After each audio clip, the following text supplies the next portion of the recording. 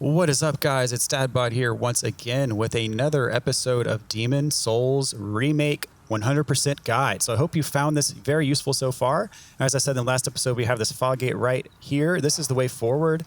But before going on, we have some unfinished business to take care of, I have to say. If you remember from the last episode, I showed you guys over here, we have a red-eyed knight. I have to say, he is the real deal. Miyazaki has this tendency to put in his games like a absurdly difficult enemy in the first level of the game. Just kind of like, almost as if he's daring you, like, hey, come and fight this guy, see if you can take him on. I'll say he's probably the hardest enemy in the game so far. I'll even say he's harder than the Vanguard, in my opinion. I remember during my first playthrough on the PS3 version, I mean, this guy, I fought him for probably 2 or 3 hours just because I seriously think it's in my DNA. Like, if a game challenges me like this, I have to take the challenge. Like, I can't back down. That's just how I roll. I know not everybody's like that, but I'm just stubborn like that. So just in case you are stubborn like me, I wanted just to make sure that you are equipped with the tools to take this guy on.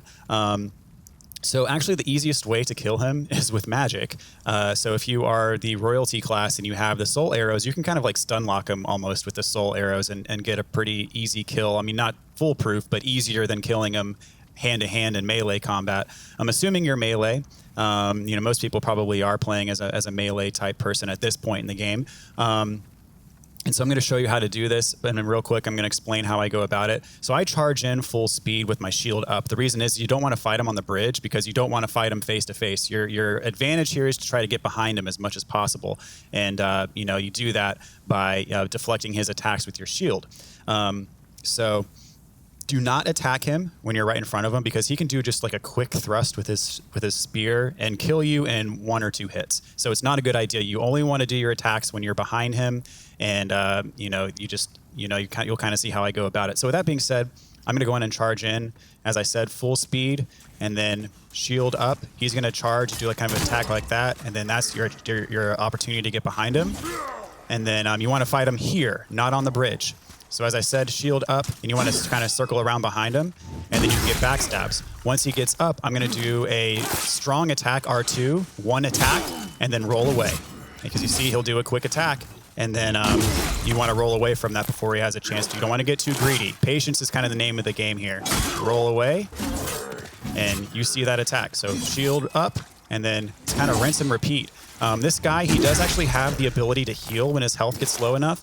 And so you want to stay kind of close to him because if you notice that animation, you want to be able to knock him out of it. Because if you attack him while he tries to heal like that, which I didn't do it quick enough, but if you do attack him early enough when he's in that animation, it locks him out of his ability to heal. So don't let him heal like I just did.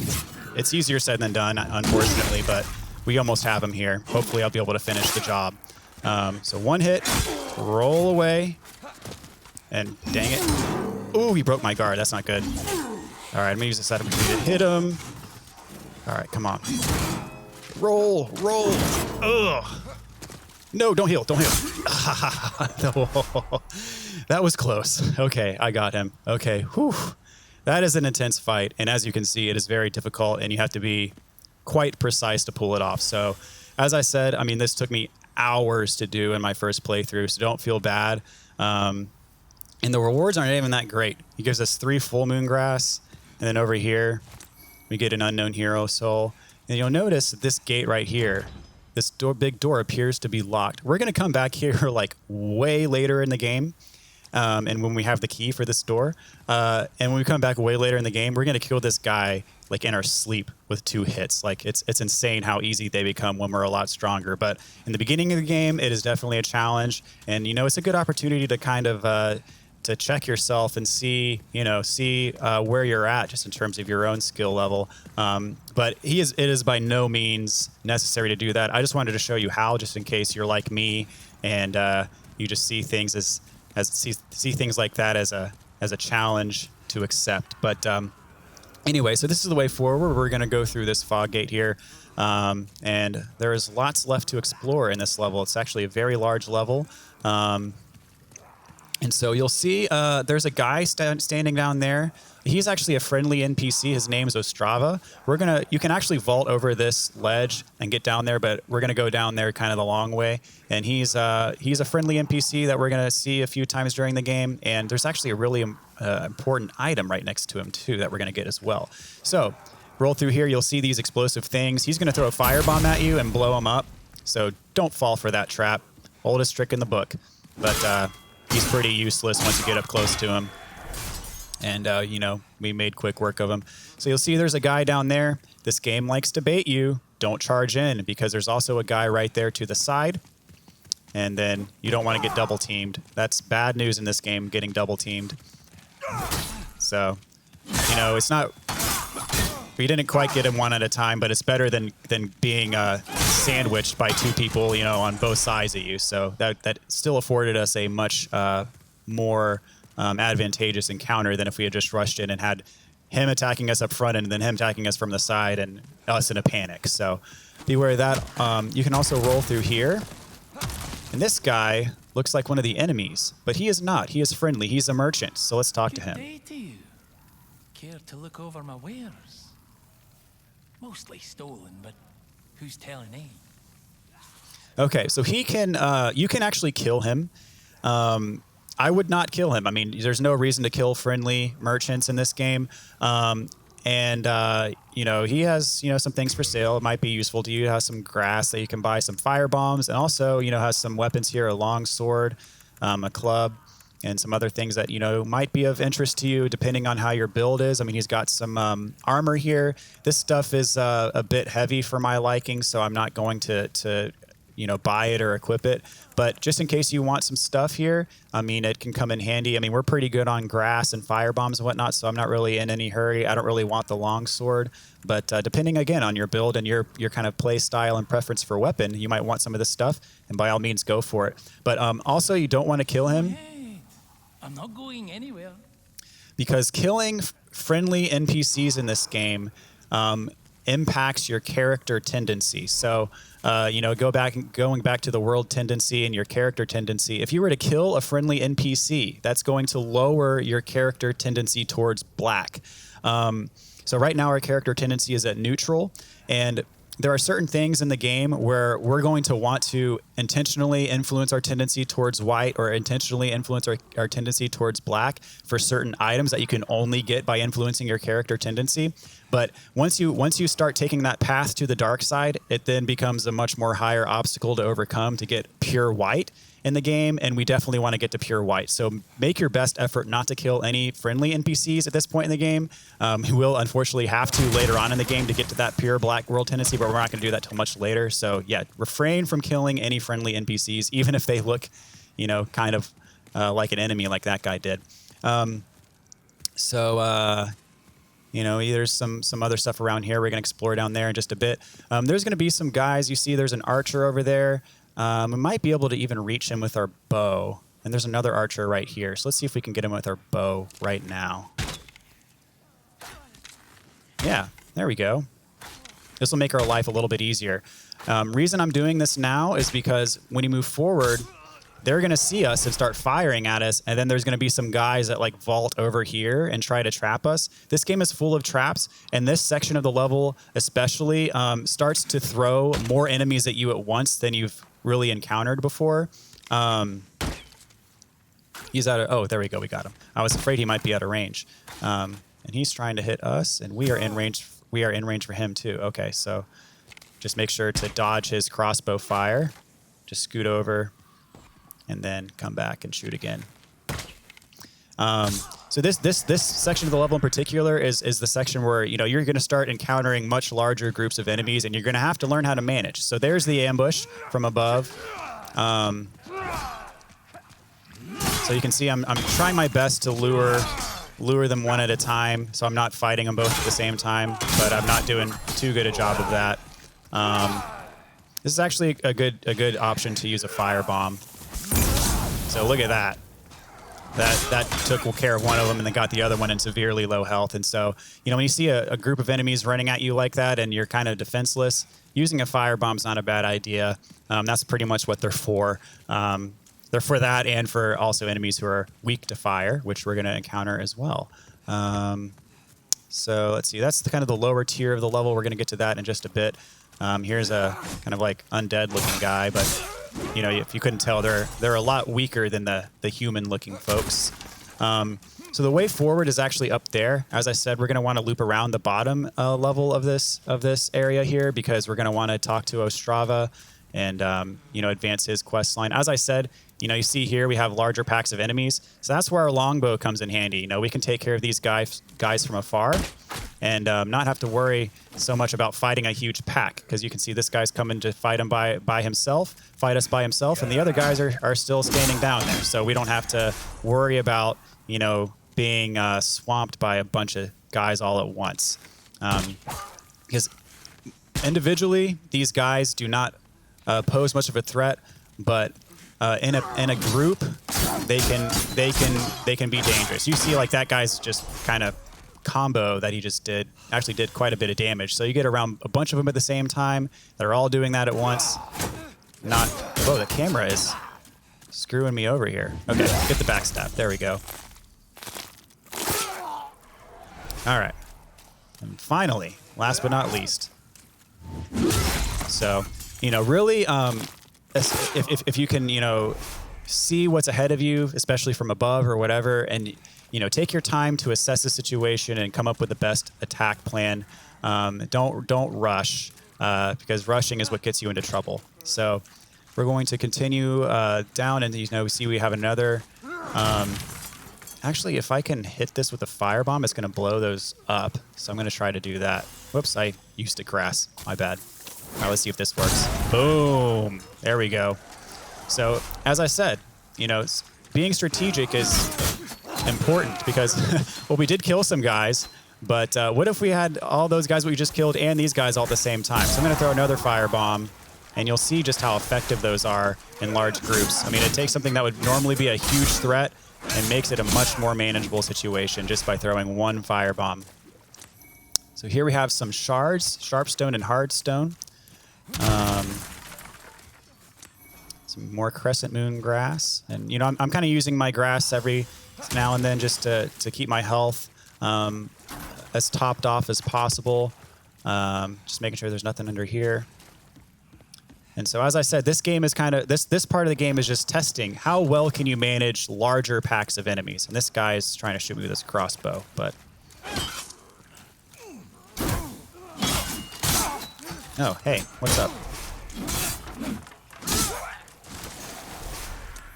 All right, some more grass. I think that Providence ring is really helping us out with all this grass that we're getting. Okay. So let's see. I don't think there was anything else back there. Was there? Was there a door or anything I can go through? No, just a wall. Alrighty. So let us circle around here. And here's a blue-eyed knight. Definitely not as threatening as the red-eyed knights. He's using a claymore, so he's going to hit like a truck. You'll see he broke our guard pretty quick, but also he shouldn't be too hard to get behind.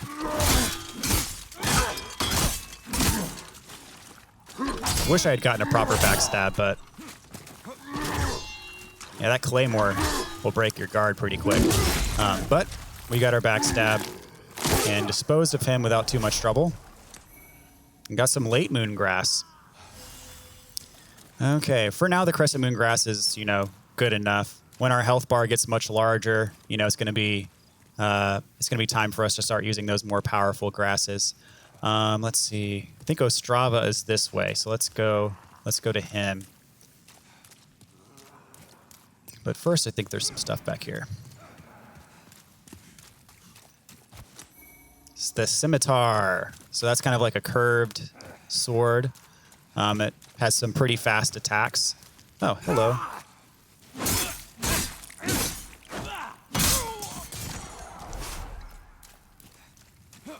Not really better to me than my my axe is doing at the time, so I'm just going to stick with my axe.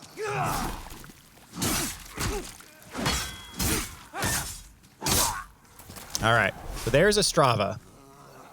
And you can see all these guys. Looks like there's some flammable barrels. See if I can cause some havoc here.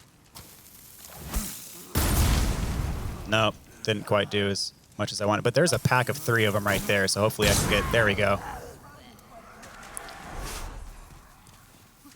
All right, come at me. One at a time, preferably. Yeah, you can see that their pathfinding AI kind of gets hung up on corners sometimes. So use that to your advantage. And another thing about doing backstabs or parry attacks is that during that animation you are invincible. So take advantage of those invincibility frames while you can. It'll help you in larger packs of enemies too. So here's Ostrava. My thanks for your brave rescue. I am Ostrava of Boletaria. Accept this as a token of my gratitude. All right, so we get the brass telescope for helping him. So the brass telescope is essentially, it's like a pair of binoculars. If you want to look at something from afar, you can just have a look and zoom in and kind of in the first person. So if you want to look at something far away, you can use the good old brass telescope. And Ostrava, he's going to kind of just wander around. We're going to see him a few times throughout the game. And he's going to do some things actually that are quite useful to us. So as for now, he just kind of wanders throughout the level, and he's pretty strong. So if he encounters any enemies along the way, there is something I must do. If he encounters enemies on the way, he's usually strong enough to kill them. However, if you free him first and let him wander into all this stuff where all these enemies that we just killed are, he is vulnerable. I mean, he can die. So if you drop down to him first, you're going to kind of want to escort him just to make sure that he stays safe and doesn't, wander into too large a pack of enemies that he can, die to. Because you don't want him to die right now, because that would it wouldn't affect your character tendency unless you killed him. But if he does die, then that's going to impact some stuff that you're not going to be able to do a little bit later on. Nothing in here. Okay, so what we're going to want to do is go back this way. Just make sure there's no items. There's Ostrava. Yep, there's some more stuff over here. And I think maybe a couple more enemies. There might be. Unknown Warrior Soul. So we got lots of soul items. We still can't level up yet. You can't level up till you kill the first boss. All right, so here's a guy. A fellow axe user. But no match for us. I'm just kind of paving the way for Ostrava. Help a brother out a little bit. We've already killed all these guys. We've already, taken care of this area. So, okay. So what we're going to do before we go forward is we're actually going to loop back to where we first saw Ostrava kind of looking down on him. And then we're going to be able to vault over that wall. And there is an important accessory that we want. So yeah, we've already done all of that. Can we vault over here? No. We just have to go through this door. Okay. I just like to clear out the area first before dropping down, just because it's easier to make sure Ostrava's safe. And I want to keep him safe. All right, so jump over here. That's where he was initially, where we first saw him. And here we have the Thief Ring.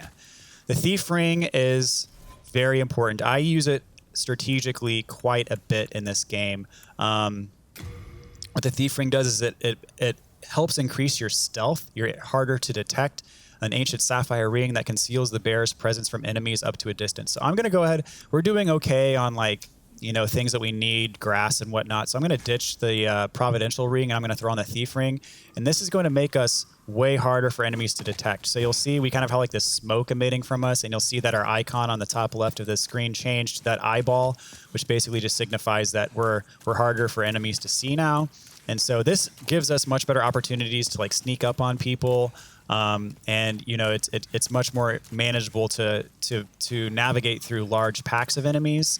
Because you can sneak up on them one by one without the other one seeing you.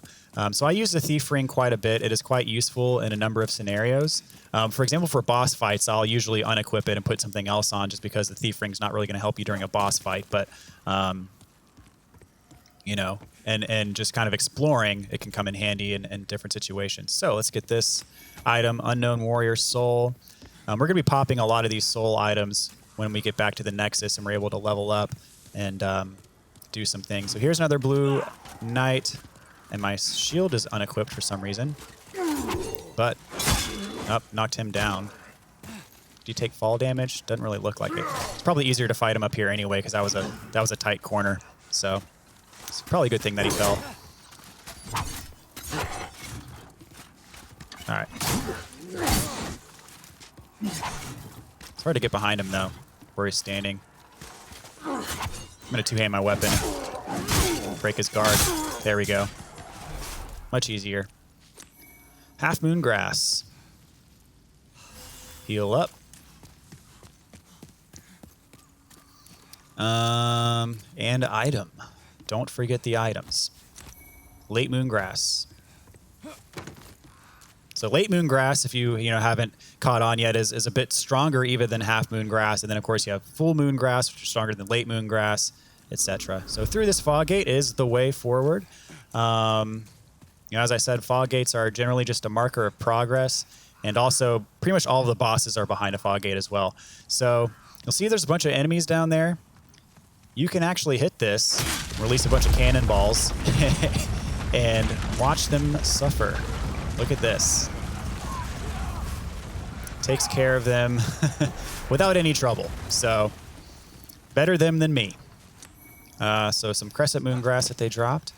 And Soldier's Lotus. Okay. So we're actually getting kind of close towards the to the end of the level here. You can see just this is the kingdom, I guess, of Boletaria. Lots of nice little details out in the distance there. So up here, you're going to see there's a guy ahead of us. There's actually going to be a couple guys that ambush us from the left, so be wary of that. Here they come with their spears.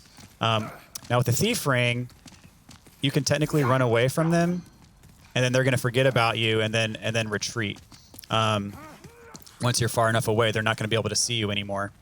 So we have the Thief Ring equipped, and so now you can kind of see, okay, they're starting to ignore us, and especially with the Thief Ring, you can it gives you better chances to sneak up behind enemies and get the first attack on them, as opposed to the other way around. Actually, that cannonball was in the way; it was blocking my axe from hitting him. So we're kind of in close quarters here, so I'm going to want to use overhead attacks primarily, even though I'm too far away. I was out of range of my attack. There we go. That's better. That guy had a shield up, though, but now they're dead. Okay, perfect. And then you can see there's a guy up there. Before heading that way, I'm actually going to go this way and show you what's over here. Some flammable barrels. Just trying to make sure there's no items. There we go. Check this out. So we have the red dragon and blue dragon.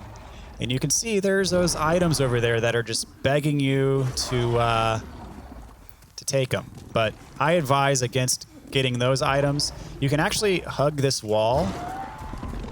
And he's gonna spit fire at us. But this wall will protect us.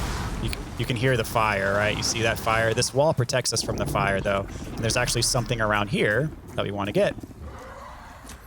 So we get some Archstone Shards and Full Moon Grass. So what Archstone Shards do is, if you have read the description for the Nexial Binding, the Nexial Binding warps you back to the Nexus, but you lose all of your souls in the process. So it's a huge trade-off and generally not worth using this item. What the Archstone Shards do is they transport you back to the Nexus, but you keep all of your souls. The trade-off is this is a consumable.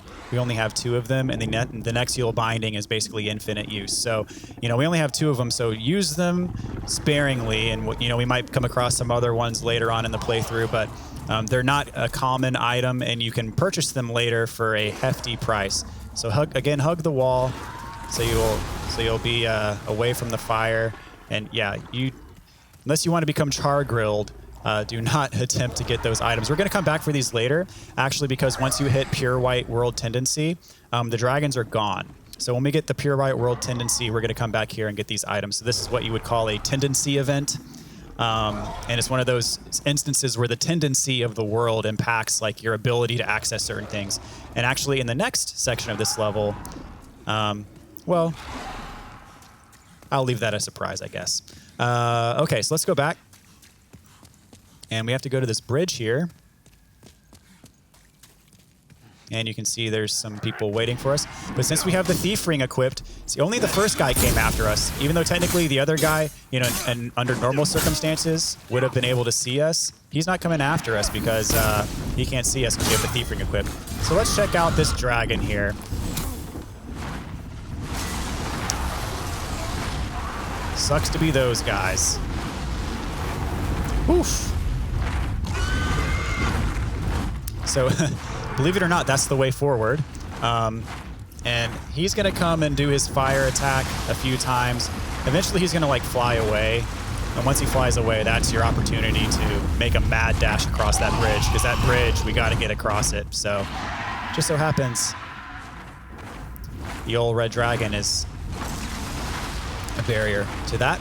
I think you can kind of get him to go back to his nest.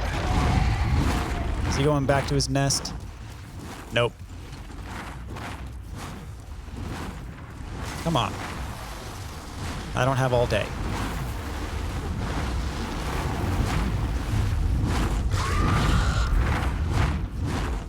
Go back to your nest. Dang it. And that's actually when he's doing his... Okay, I think he went back. When he's doing his flame attack, if you're quick enough, you can run over there and get some of those items. I kind of advise against it. It is a risky proposition, and the items are good, but they're not that good to where it's like worth risking your life over it, especially since there's going to be an easy way to get it later anyways. So now we're on the other side of the bridge.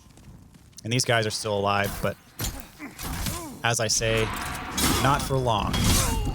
Oh, hello. Red Dragon's back. So, fortunately, his fire attack starts like part way down the bridge. So, as long as you're over here, you're going to be free from it. You can, little known fact is when he's doing his little loops, he is actually in range of the bow. you can get some shots on him if you're good enough. Yeah, we hit him once. You can see it did 7 damage. You can actually, if you're patient enough, you can sit here with your bow. If you have enough arrows, you can sit here with your bow and hit him enough times to where like he'll run away for the time being. Now you can't kill him, but he will run away and he won't annoy you or come after you in this part of the level any longer. But that takes a long time to do, and it's not really worth it because you can't kill him right now. So not really worth it in my book. We're just going to come back later and get those items once we have the pure white tendency. Okay, so this lever here, let's see what it do.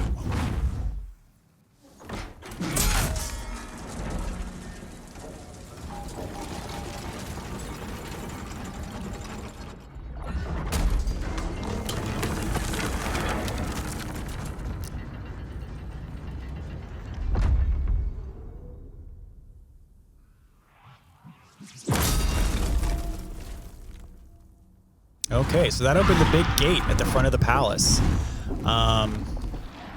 So the way to go is over here, and we don't know what's around the corner, so shield up.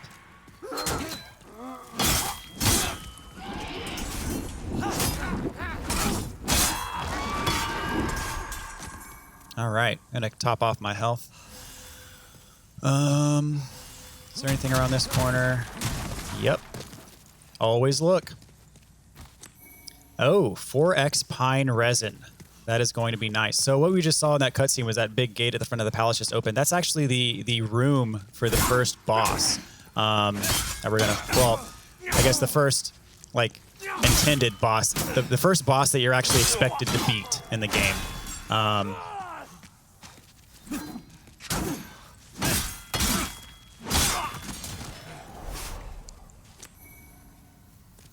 All right, not too shabby. Other guys in here? I think so, yep.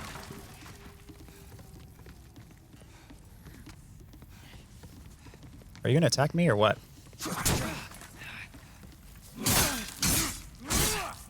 All right. Cool, cool. All right, nothing else up here. So now we're going to take the windy stairs all the way to the bottom. We got some more flame sword guys. Come on, buddy.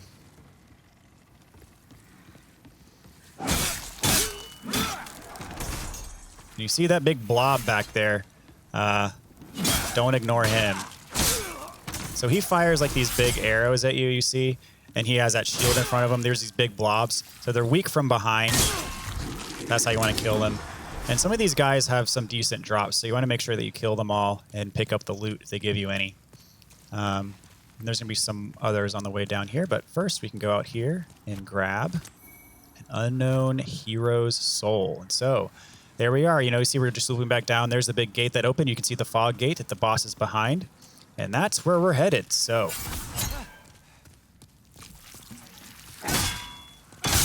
There we go. And these things are actually like little minions of the boss. There are going to be tons of these little things in the boss room that we're going to have to encounter. They're actually weak to fire. So when we get in to fight the boss, we're going to throw our,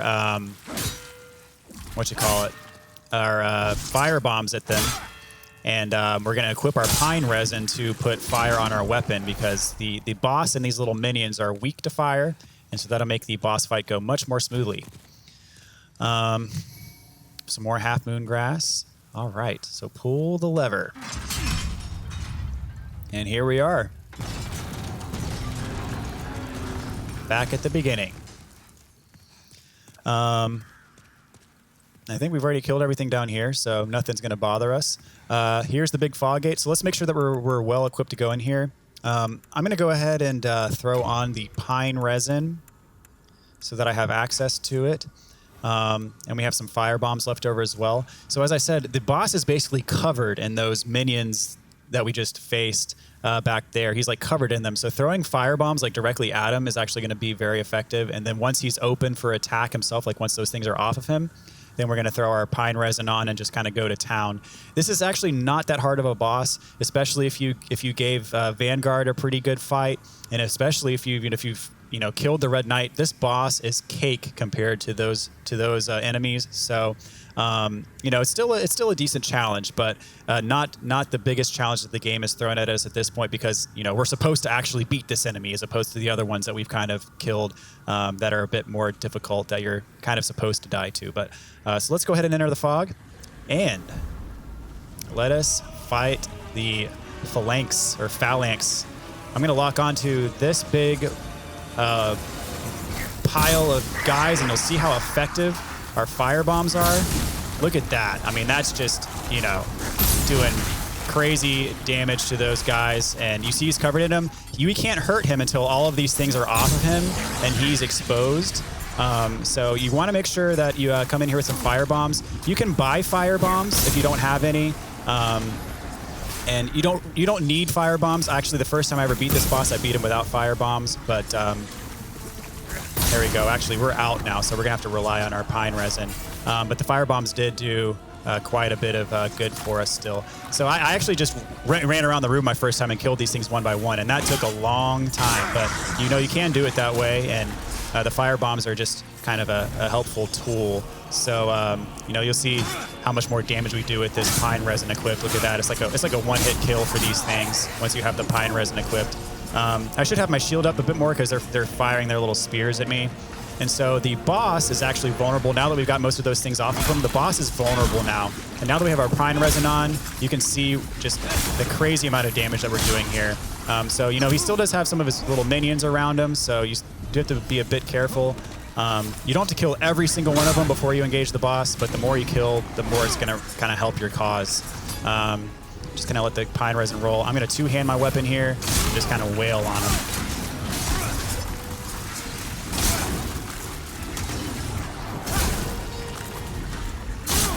And once my pine resin... Well, I don't need to re-equip the pine resin. He's almost dead.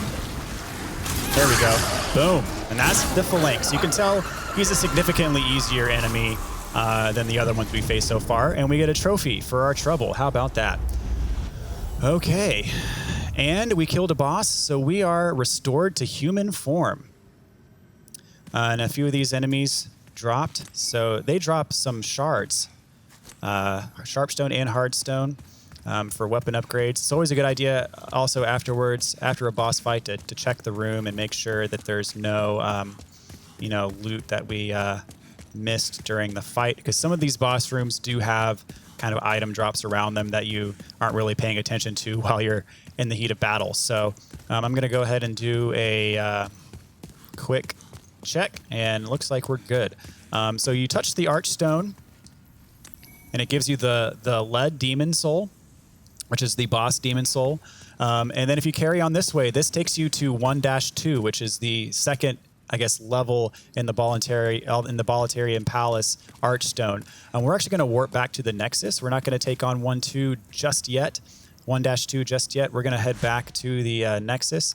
And this is called the Lord's Path. So this is a new feature with the PS5 version of the game, where you can actually warp between Archstones.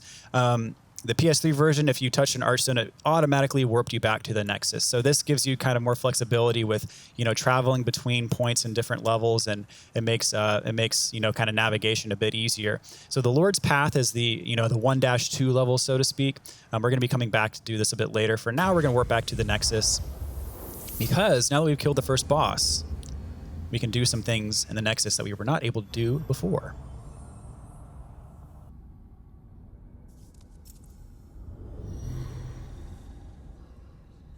The monumental awaits the above.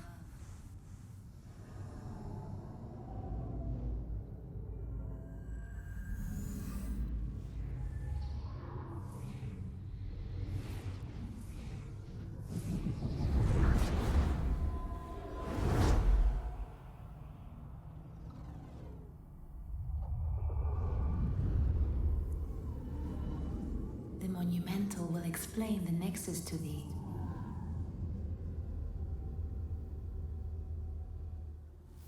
Okay, so the Maiden in Black tells us to go see the Monumental. So there's actually a new area of the Nexus that's been opened up to us that we were not able to get to before. So let's go ahead and go up there and speak with the Monumental. At the very top, it is quite a hike to get all the way up here, and it just kind of gives you a sense of the vast scale of this area. So that we did visit this before. That's kind of the profile thing, but this is now open to us, which it was not before. Let's see, is this yeah? Go all the way up,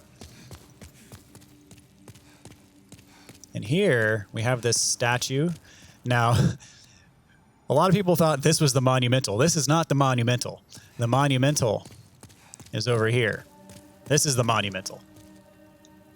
We have long awaited you, slayer of demons. I am one of the Monumentals. We preserve the fabric of reality. There is a tale I wish to tell you. Once, we too a scourge of demons faced.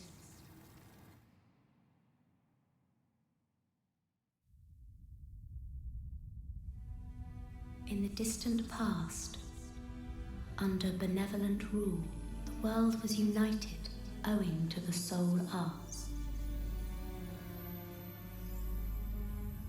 Until a lust for power caused the awakening of the Old One. Across the land seeped a colorless, deep fog, and the world faced extinction at the hands of the demons. Thanks be, we were able to lull the Old One back to its slumber, yet only after the loss of innumerable souls, and most of the world, lost, erased by the fog. In order to mend the fabric of what lands still remained, we entrusted 6 leaders with 6 precious archstones. One to the king of a small yet industrious land. One to the king of the burrowers underground. One to the wise queen of the great ivory tower. One to the chieftain of lost and ill-fortuned souls. One to the shaman of the tempest-worshipping shadowmen. And the last to the great giants of the northern lands. The Archstones were placed in the fringelands that survived. We contained the Old One here below the Nexus and prohibited the soul arts. Finally, we became monumentals, half-living sentinels of the fabric of reality. Alas, the other monumentals have perished, and only I remain.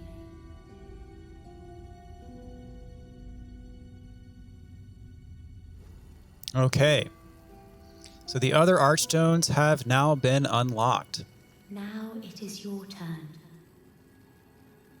You must lull the Old One back to its slumber and seal it away for all eternity. If not, a deep fog will absorb all that we know. Have you the strength to bear this burden? Of course we do. Yes, we are fortunate indeed to have you. Now, go forth and destroy every last demon.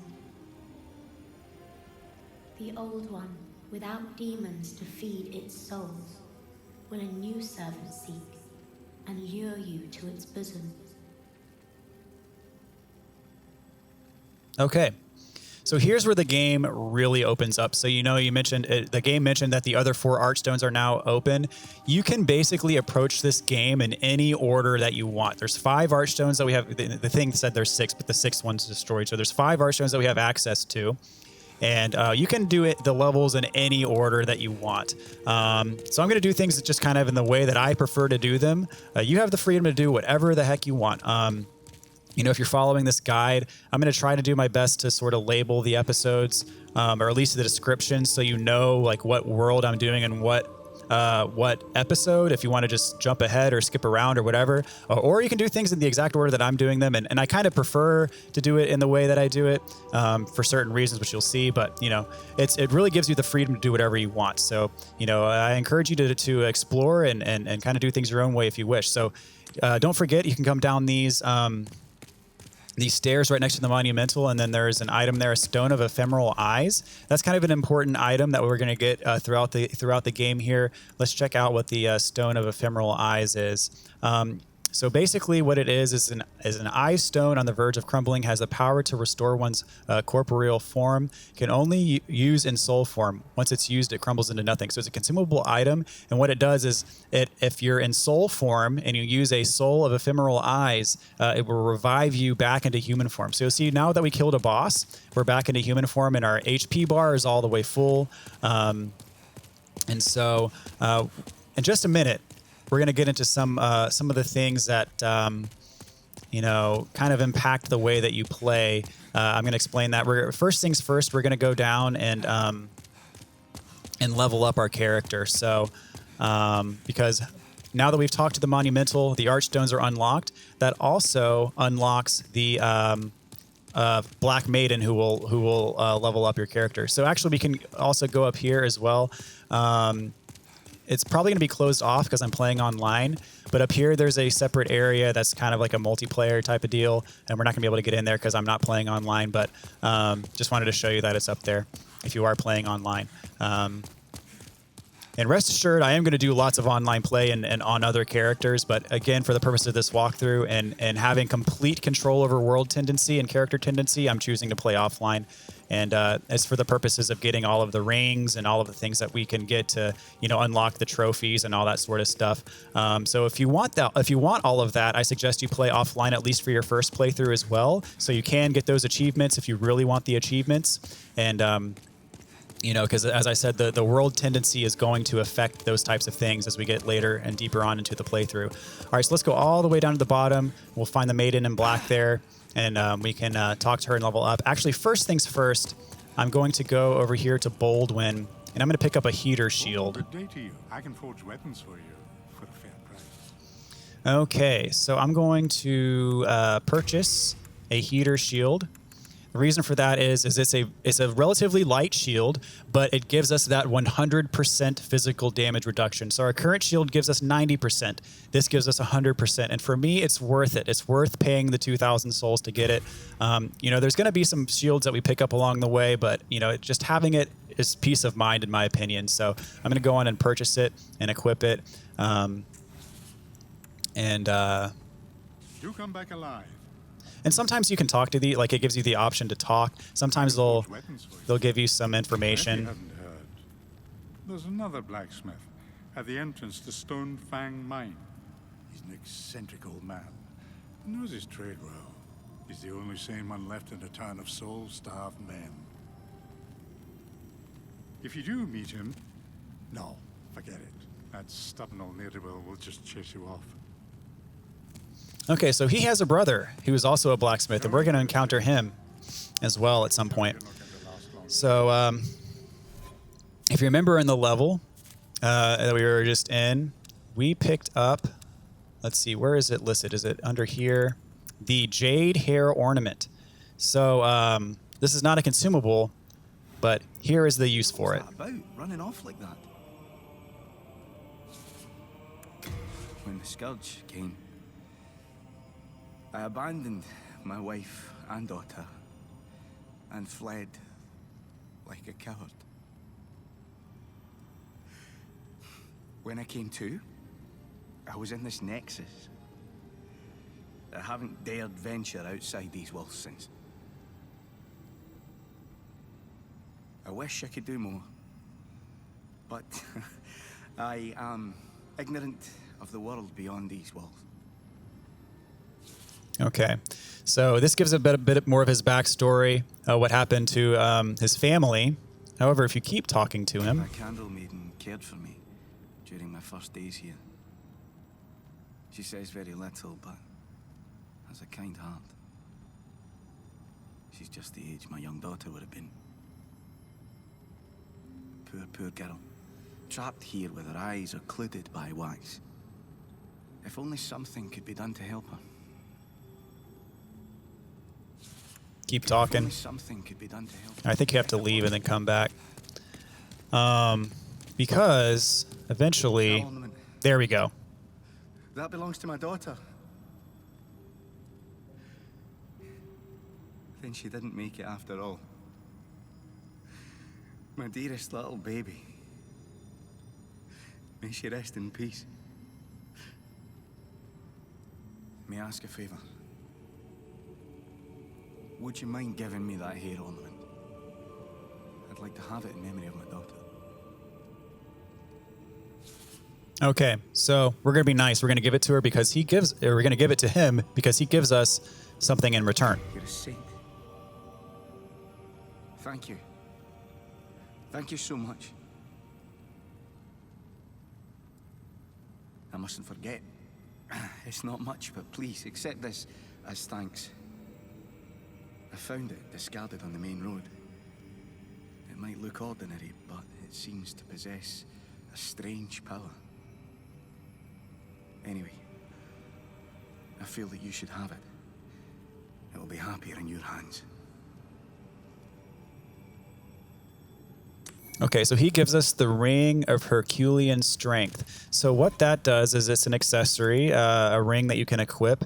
Let's take a look.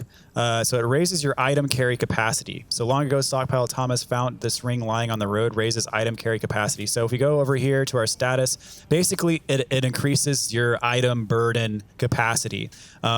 So in this game, in the remake, it's not as important as it was in the original, because in the original, once you reach your item burden, you could no longer pick anything else up. If you came across something in the world and you were maxed out in your item burden, you either had to equip this ring to pick it up, or you just have to leave it and come back and get it later. In this game, it kind of recognizes that you're overburdened, and it'll offer you to just go ahead and transfer that excess weight to Stockpile Thomas, and it magically just warps it to him somehow. And so you don't have to worry about equipping this Ring of Herculean Strength just to pick something up to take it back to Stockpile Thomas when you get back to the Nexus if you don't feel like using it. So This game does make that a lot easier. So the rings, that particular ring is not going to be as important in the remake as it is in the original. But again, if you're going for all achievements, you're going to need this ring because this ring, there is an achievement for all rings. And so that's the only way to get this ring is to give that to Stockpile Thomas. So, you know, if you want all the achievements kind of like I do, then, you know, you're going to have to go through all of that. But anyway, so let's talk to the Maiden in Black. Brave soul, for whom death is no fear. Prithee, lull the old one back to its ancient slumber. Okay.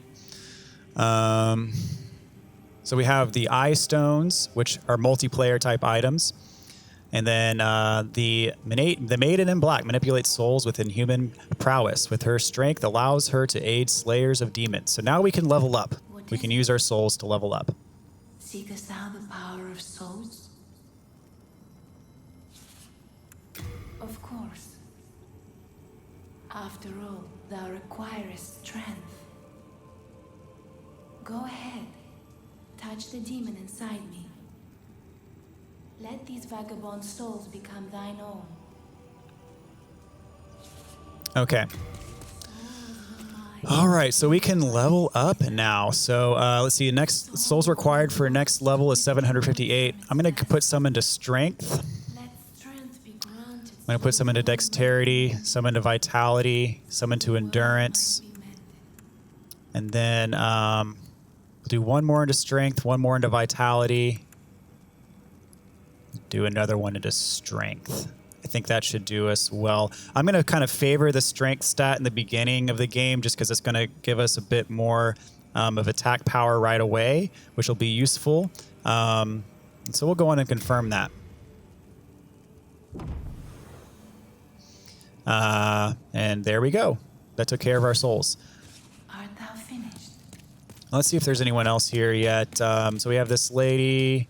Here we go. A warrior from afar, are you? May you enjoy victory in battle.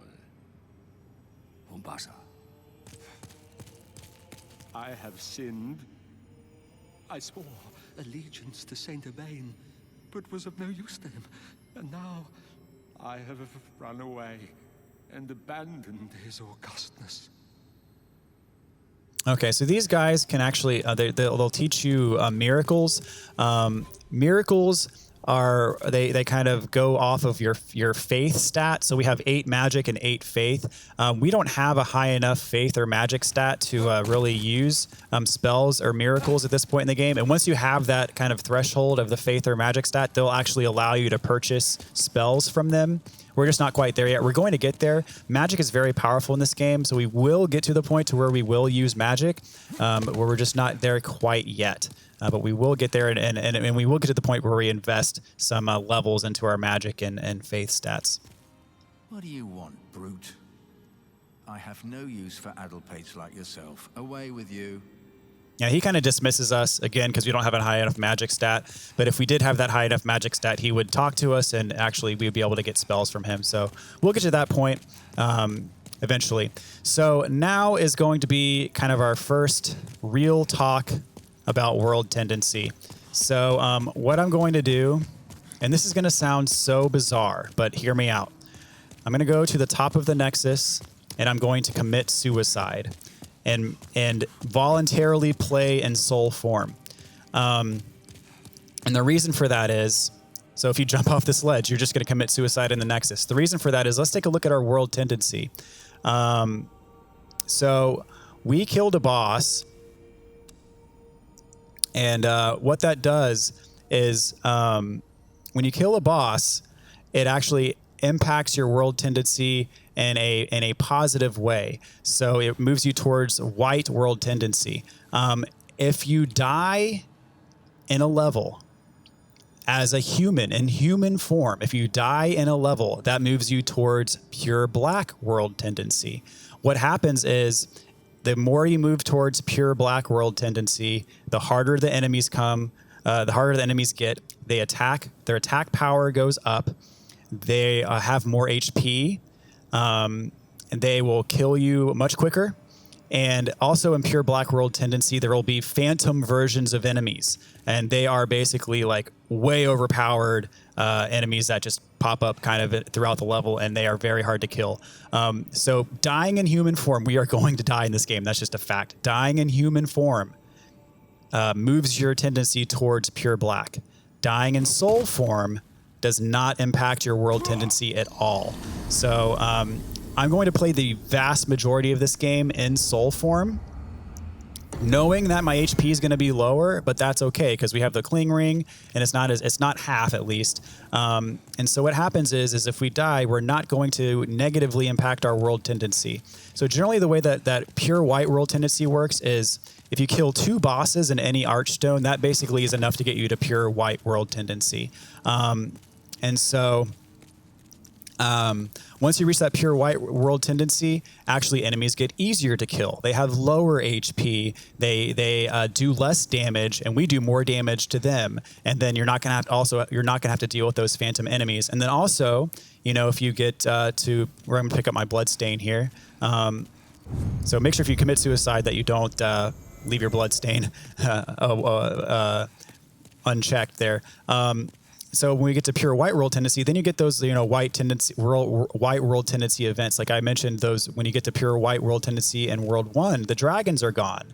And you can get those items, and there's other things that you can't get unless you have pure white world tendency. So we're actually, in this playthrough, we're going to get to every world and pure white world tendency and get the things that are exclusive to pure white world tendency. And then we're going to, you know, go back to human form and kill ourselves on purpose in all of these worlds to get them to pure black world tendency, and then do all of the exclusive pure black world tendency events to get all of those items that you can only get in black world tendency. And same thing with character tendency as well. We're going to do all of character tendency because there's exclusive items that can be had in white world tendency, black world tendency, white character tendency, and black character tendency. I know it sounds confusing, but I'm going to, you know, explain it in detail as we go through the walkthrough.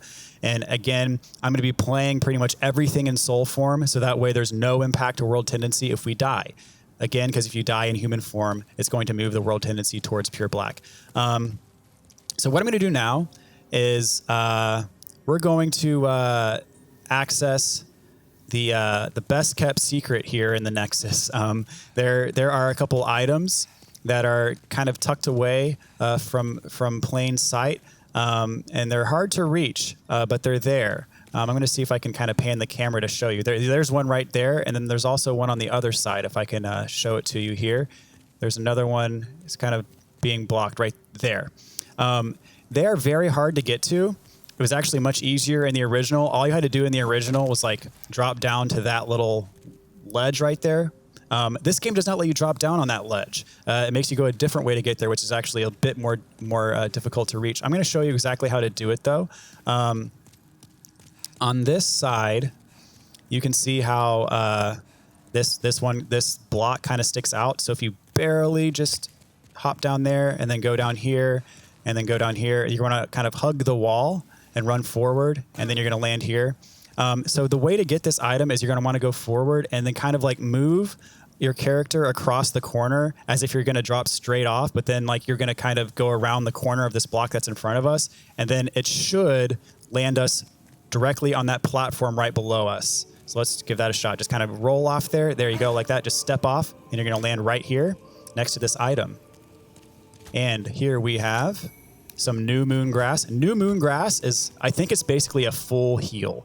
So I'm not going to be using that anytime soon because, you know, our other grasses are adequate enough to heal us. But later on in the game, this is going to be invaluable. It's a full HP recovery. So when our HP bar gets much higher, you know, and especially if we're in a tight situation with a boss fight or something like that, it's going to really help us. Okay, so now we got to do the other side.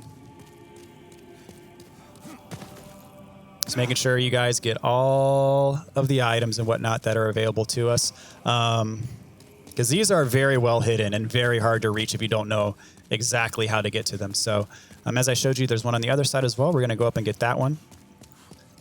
And then we will proceed. Oops.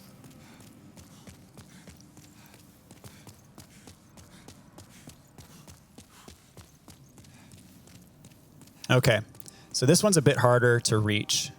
Which that's one we just got. The one on this side is a bit harder to reach. So the way you get to this one is you see this little block right here that is sticking out just a wee bit further than the other ones. So you can't just like walk off perpendicular, otherwise you'll overshoot it. So you kind of have to like scoot up, sort of like almost parallel, but not quite, just enough to like barely shimmy off. And then you'll fall off onto this block. If you do it right, you'll land right here. And then you can drop down to this block. And then this block. And then here. And then now this is probably the trickiest part, is you just barely, you want to, this part you do want to drop off perpendicular kind of. And you just barely want to just shimmy over the edge, as like, there you go, just like that, just as little as you can, and then you'll drop down to here and you can get this item, which is a soul item. Let's roll off. Here we go. So if you mess that up, you're going to fall to your death. So you pretty much have to approach it that way if you don't want to die. Let's take a look at our soul item inventory. I'm not going to use all of them, but maybe I'll use enough of them to get at least one level. Let's see, how much does this give us? This is plus 800. So if I use one of these, I'll probably be able to get another level. There we go. Then touch the soul of the mind, life's ether. Soul Let's see here. withdrawn from its vessel. Let strength be granted so the world might be mended. So the world might be mended. See if we up our faith. I'm going to go on and take my magic up one, just because at some point,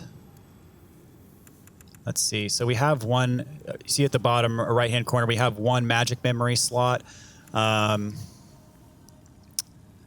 Let's see. So we do not have a miracle memory slot. So the way that you increase your miracle memories is through faith. The way that you increase your magic memory is through intelligence. And intelligence also raises your MP. And then magic is just for your straight up for your magic power. And then faith also, in addition to giving you miracle memory, it also gives you your miracle power. And basically any stat that you upgrade, you can see our defense is going to increase along with pretty much any stat that we increase. So I'm going to go on and bring our magic up. It's not really, it's going to increase our defense and our magic power. We don't have any magic yet, but we're going to get there at some point. So I'm just going to go ahead and increase that by 1 at this point. Okay. Art thou finished? So, as I said, we can go to any of these archstones now. So this is, the second archstone, 3, 4, 5.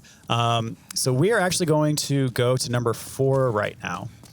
And 4 is, I'm not going to lie, 4 is a bit difficult, but there is so much good loot in this one that's going to really help you. So I'm going to show you how to navigate this area. This is the Shrine of Storms, the island shrine of the Shadowmen who worship the storms and mourn the dead. Since the appearance of the flying storm beasts, the souls of the dead have been lured to the island by its demons, where they are revived by finding purchase in the bosoms of uninhabited skeletons. Okay, so we're going to go here. And gotta love these load times. They're so fast. I like it a lot. So there's the archstone behind us. I think we're actually kind of coming up on time. So I'm going to leave it here for now. And at the beginning of the next episode, we're going to dive into the Shrine of Storms. We're not going to beat the whole level. This is referred to as 4-1. We're not going to beat the entire level. But there are some good weapons in here that are really going to help us. There's just some good stuff in here all over. So we're probably going to get through like the first half of the level, and just to get the loot that's important. And then we're going to carry on through some of the earlier levels. So these enemies do pack a punch, but as always, I'm going to show you the way to approach them and get by them and exactly what to do. So that way you are well prepared going into this area, which is a bit of a challenge. But I think if you made it this far, you should be good enough to carry forward over here. So, anyways, thank you guys so much for watching. I can't wait to get through the rest of this playthrough. This game is incredible, and just the remake just completely does the original justice first and foremost, and just really brings to life a true classic. So hopefully you guys are enjoying this as much as I've been enjoying this, and hopefully you guys have found it very useful as well. Stick around for the next one.